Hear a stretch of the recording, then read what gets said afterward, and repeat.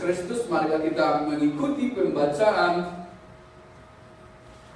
ayat yang menjadi khotbah bagi kita pada siang hari ini dalam ibadah kita, yaitu tertulis dalam kitab Yesaya pasal 58 ayat 9 sampai dengan ayat 14.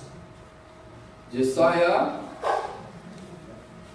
pasal 58 ayat 9 sampai dengan ayat 14. Demikianlah kita mengikutinya. Tentu saya bacakan kepada kita bersama. Ayat 9.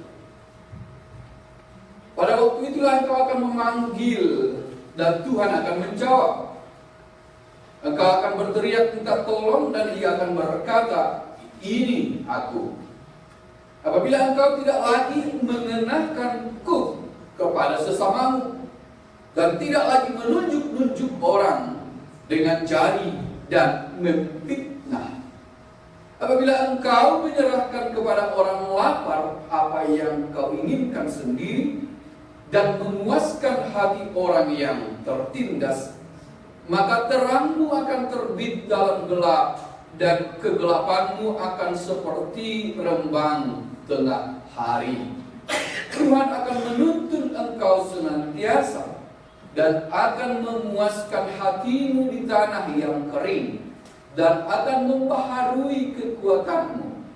Engkau akan seperti taman yang diairi dengan baik dan seperti mata air yang tidak pernah mengecewakan.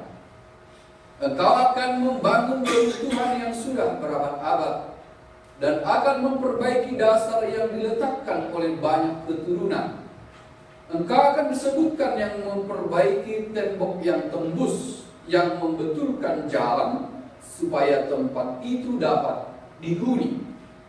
Apabila engkau tidak menginjak-injak hukum Sabat dan tidak melakukan urusanmu pada hari kudusku, apabila engkau menyebutkan hari Sabat hari kenikmatan dan hari kudus Tuhan hari yang mulia, apabila engkau menghormatinya dengan tidak menjalankan segala acaramu dan dengan tidak mengurus urusanmu atau berkata omong kosong, maka engkau akan bersenang-senang karena Tuhan, dan aku akan membuat engkau melintasi puncak bukit-bukit di bumi dengan kendaraan kemenangan.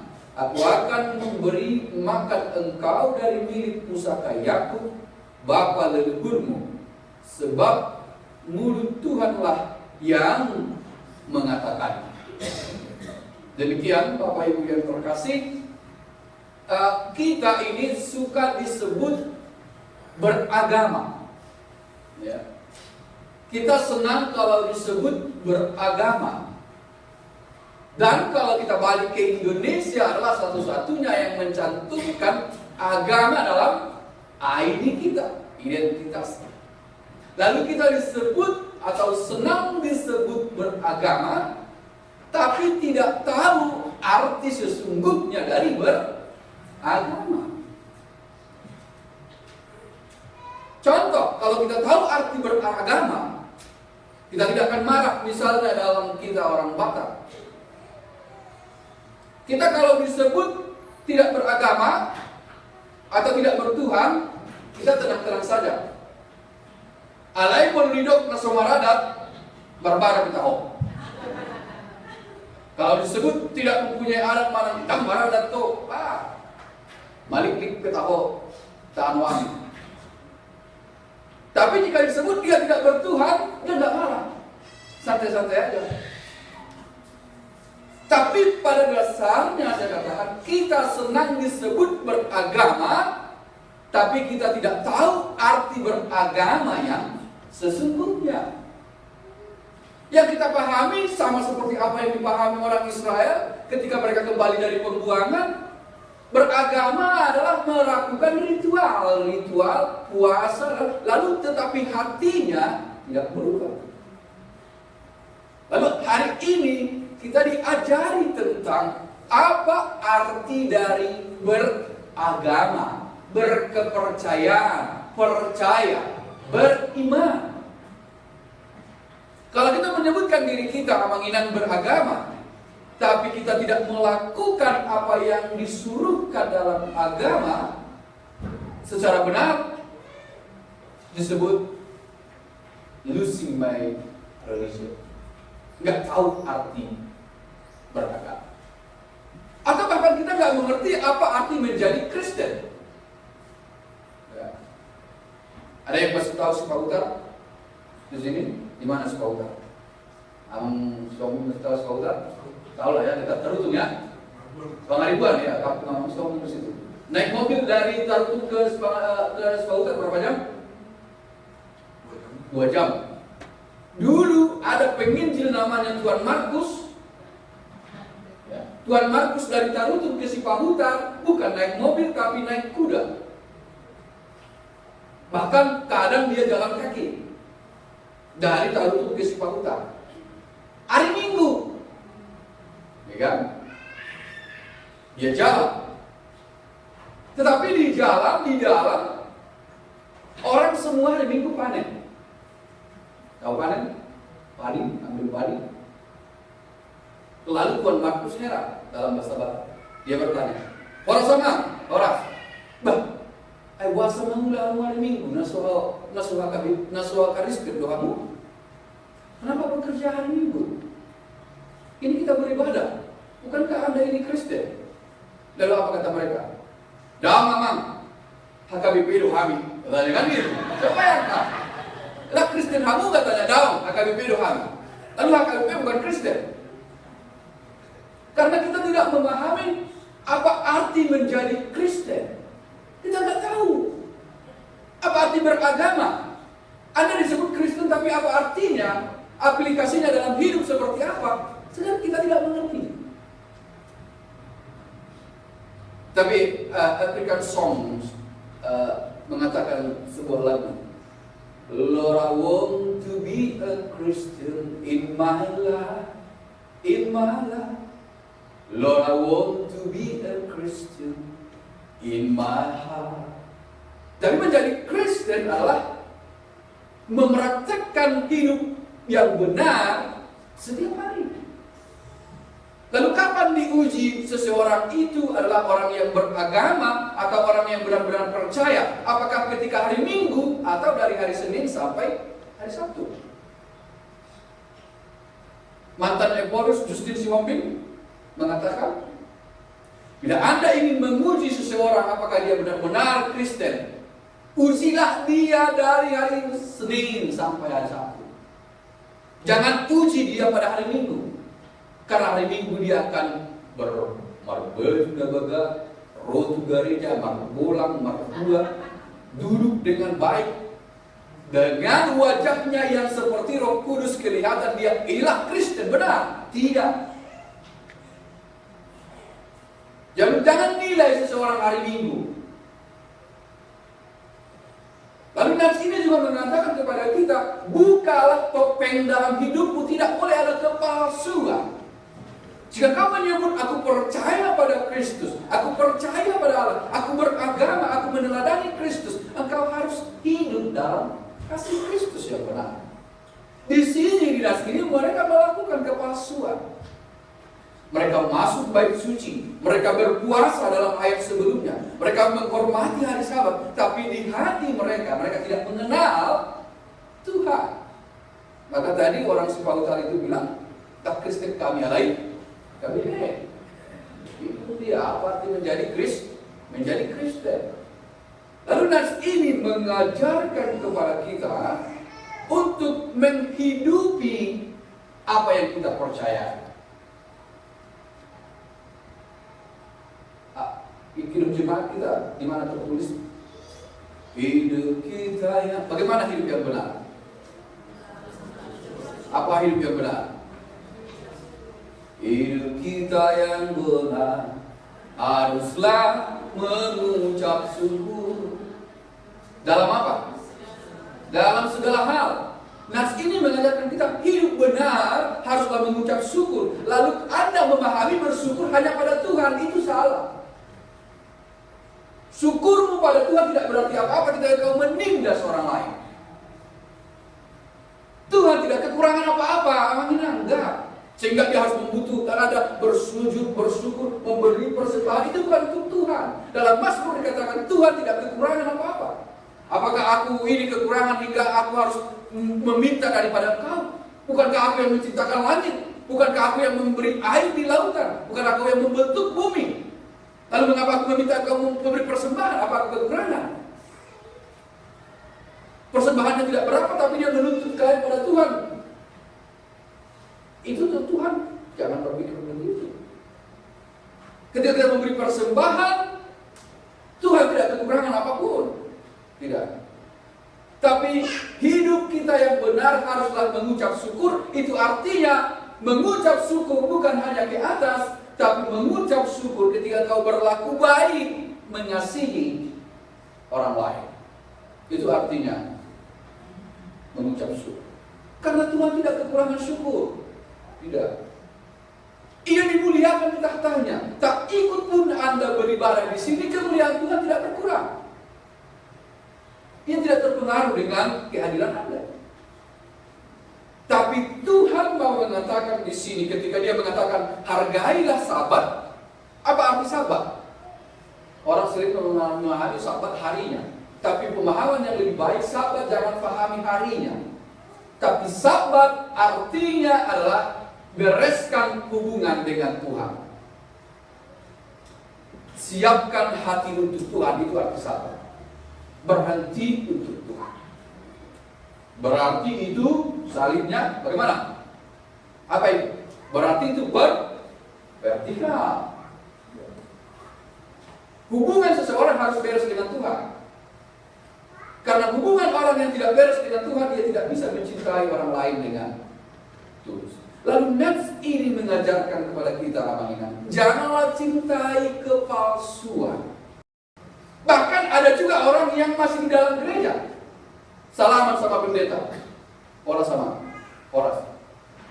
Bagus sekali buat pahamang itu. Tapi saya memang gak hadir Mama Siani, kena kali dia itu. Masih di dalam gereja dia berpikir sama orang lain. Makasih Abang, wah bagus buat pahamang itu. Padahal baru pulang, dia sudah duduk, berjas, rapi, berkebaya gitu. Ya, di kampus sana kan berkebaya semua kan, di Tegal. Yang pendeta pun harus berkebaya misalnya. Rapi semua, oke. Itu bagus, gambaran kesediaan Anda untuk memuji Tuhan itu bagus. Tapi yang terpenting yang diinginkan Tuhan adalah hatimu. Tidak boleh di dalamnya ada kepalsuan dalam beribadah. Ada bersujud di sini, ada berdoa di sini, bermohon pengampunan Tuhan. Tapi pulang keluar ada orang lain yang meminta maaf daripada dirimu. Engkau tidak pernah mau memaafkan. Siapa engkau? Tapi engkau di sini dengan sujud di hadapan Tuhan, Yesus ampuni aku berdosa. Tapi orang lain yang meminta maaf padamu, engkau menganggap tidak pantas untuk dimaafkan. Lalu apa arti beragama? Lalu apa arti percaya? Itu yang mau dibangun ini. Lalu kalau engkau mengatakan engkau beragama dan engkau beriman dan engkau percaya, itu tidak melulu hanya kelihatan di gereja ini, tapi ketika engkau hidup di dunia luar. Di Jakarta baru pulang khotbah, tiba-tiba kaca spion ditabrak, pak. Lalu keluarlah perkataan yang tidak seharusnya. Tapi baru dengan khotbah. Baru ada yang di pintu saya katakan terima kasih bapaknya bagus. Untuk Bapak Siana enggak gereja kami. Kalau gereja dia pasti tersinggung dia. Dia pikir khotbah untuk orang lain, padahal khotbah adalah untuk diri kita. Nah, itu sesuatu yang harus kita kurangi. Terlalu sering kita melihat pada orang, lalu kita lupa melihat pada dia. Ya. Kalau siang ini agak panjang lalu, sesekali di sini. Ya. Enggak terus-terus di sini. Sabarlah dulu mendengarnya kan. Paling Selasa 2 pulang kami. Kan gitu. Ada orang tua anaknya 5. Libur disuruh ke Mansi. Pergi mereka berlima. Kata bapaknya, kalau pergi 5 artinya sarihon anggim. Kalau pergi 5 harus pulang 5 ya. Lihat satu sama lain. Oke. Mereka memancing. lalu tanpa disadari mereka atau apa yang terjadi, tiba-tiba anak siakangan yang paling besar mendengar ada yang jatuh ke sungai. Dia pikir adiknya, wah adikku salah satu jatuh, bahaya ini. Baris, dibariskan adiknya. Itu 1, 2, 3, 4. Nah itu kan udah jatuh ini 1. Tadi kita 5, sekarang 4. Tadi kita 5, sekarang 4. Ini udah kita dimarahi bapak ini. Datang yang tengah, abang salah. Aku dulu yang gitu. Abang masuk. Itu 1, 2, 3, 4. Lalu mereka tiap orang maju ke depan menghitung, memang jumlahnya 4. Mereka pulang ke rumah nangis-nangis bilang sama bapaknya, Pak udah hilang kami 1. Kenapa hilang? 5 tadi berangkat, sekarang sudah 4. Ya kan? Lalu bapaknya berbaris kalian itu 1, 2, 3, 4, 5. Lalu kenapa bisa 4? Kenapa bisa 4? Setiap orang yang menghitung tidak pernah menghitung dirinya sendiri. Maka itu tercermin dalam hidup kita. Angkosian, tanda dirisan opungna, kumotor itu. Tapi dia nggak kenal dia. Nah, itu. Kurangilah menunjuk orang. Ada kan di sini menunjuk. Ada dan situ kan. Kurangilah melihat pada orang. Tapi lebih banyaklah mengoreksi diri. Lalu dia mengatakan itu kekurangan kita. Padahal kalau kita menunjuk satu orang, berapa sama kita? 4. Lalu ini penting untuk mengevaluasi diri. Bagaimana selama ini hidup beragamaku? Apakah hanya seperti kata pancepondak manis di bibir? Manis kelihatan, kepalsuan dilihat orang lain. Tapi siapa aku sesungguhnya di dunia yang paling sepi? Mulai kita di kamar atas pikiran. Beragama bukan di sini semua kita orang baik. Tapi ketika Anda hidup dalam dunia kerja dan di rumahmu, siapa kau? Apakah kualitas kekristenan yang beribadah di sini dibawa dalam dunia pekerjaan? Itu yang mestinya kita diukur dari situ. Jadi tidak bisa dalam ini kita melihat itu baik. Lalu di nas ini mengatakan, kalau engkau ingin diberkati Tuhan lebih lagi, maka jadilah engkau menjadi berkat bagi orang lain. Jangan membuat kuk pada orang lain. Jangan menghukum orang lain. Maafkanlah orang lain dengan melihat pada dirimu sendiri. Engkau adalah pribadi yang tidak sempurna. Lalu orang lain juga jangan kau harapkan menjadi pribadi yang sempurna. Tidak bisa itu. Lalu nas ini hidup kita jauhkanlah dari kepalsuan dan kemunafikan. Muludang kuliah tong uli di dong, tamu di dong.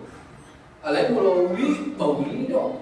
Terkadang kita lebih sering memanipulasi, membuat bersopan santun oke. Asurangan rohani. Tapi jika Anda harus mengatakan sesuatu yang benar, katakan dengan benar, tidak boleh ada kepalsuan. Jujur saja, walaupun terkadang jujur itu berat bagi Anda, bagi kita. Ngai dia hoinang, ngai dalam masih di rumah dia. Jangan Anda menganggap itu tidak dosa. Tidak ada yang lebih kecil dari hukum Taurat. Enggak. Bagi Anda hukum Taurat ke-6 sangat berbahaya, jangan kau membunuh karena berlawanan dengan hukum. Lalu apakah nilainya lebih kecil daripada hukum jangan kau berdusta? Tidak. Tapi gampang saja, dia menang di dalam dia baru mau mandi. Belajar dari hal-hal kepalsuan beragama itu apa? Itu penting kita lihat dalam kehidupan kita. Supaya kita di depan Kristus menjadi pribadi yang dilihat Kristus sampai ke dalam adalah pribadi yang baik. Terus terang, apa sambungnya? Philips. Nah, ada yang mau tahu sini iklan Philips sudah berangkat dari Indonesia kalian? Terus terang terus. Engkau dapat dibaca orang lain. Tidak ada kepalsuan di dalam dirimu. Engkau adalah gambaran pribadi yang apa adanya. Sehingga itulah arti daripada beribadah. Menghormati orang lain. Tidak lagi seperti yang disebutkan tadi, itu tahun-tahun dulu. Itu adalah kelemahan penginjilan. Ya. Ada dua metode penginjilan. Apa itu? Satu metode memancing yang dapat pasti berkualitas, ya. Tapi ada metode menjala, nomensen, pertama sekali menobatkan siapa? Raja Pontas Tobing. Lalu orang lain buru-buru menjadi Kristen, tapi mereka tidak pernah mengerti arti menjadi Kristen. Lalu di negara sekarang di mana kita tinggal, apa artinya aku menjadi seorang Kristen? Harus kelihatan dari gambaran ini. Cara berbicara harus lebih baik dari orang lain. Cara menatap, cara segala sesuatu menjadi berkah. Ini pesan daripada khotbah kita pada saat ini. Sehingga apabila engkau menghormati sahabat, menghormati Tuhan, engkau akan menghormati orang lain. Ini sama dengan khotbah kita semalam. Sayang beberapa tidak hadir di sini. Hadir semua semalam? Luar biasa acaranya. Hebat. Dan pesan juga semalam dalam agape itu adalah kemampuan berkorban untuk orang lain. Dan nats kita hari ini juga adalah kemampuan untuk menghormati Tuhan, tapi di sisi lain juga menghormati orang lain. Sehingga apa yang kita hidupi dalam beragama bukanlah kepalsuan. Topik tema kita, engkau akan menjadi mata air yang tak kering. Artinya mata air yang menyegarkan hidup orang lain. Jika engkau memahami apa arti menjadi seorang Kristen.